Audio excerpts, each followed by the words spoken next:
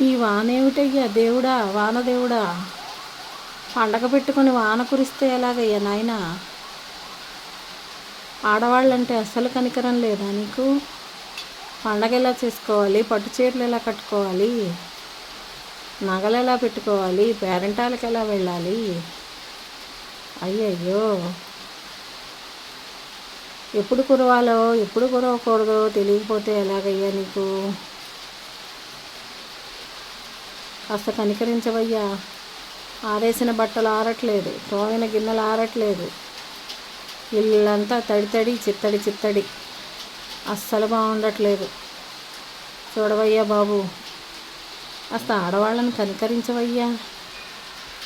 చీరలు కట్టుకోవాలా, పట్టు చీరలు, నగలు పెట్టుకోవాలా, పేరంటాలు చేసుకోవాలా? పండగలప్పుడే నీ ప్రతాపం ఏంటయ్యా?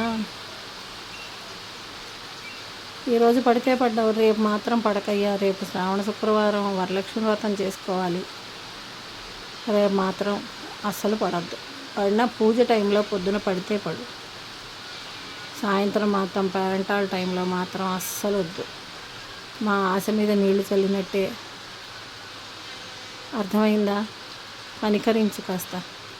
ఇది నా ఒక్కదాని కోరికే కాదు, అఖిల భారత ఆడవాళ్ళ సంఘం తరపున నేను మాట్లాడుతున్నాను. అందరూ చాలా నిరాశపడతారు. సరేనా? ఉంటాను. ఆలోచించు ఒక్కసారి.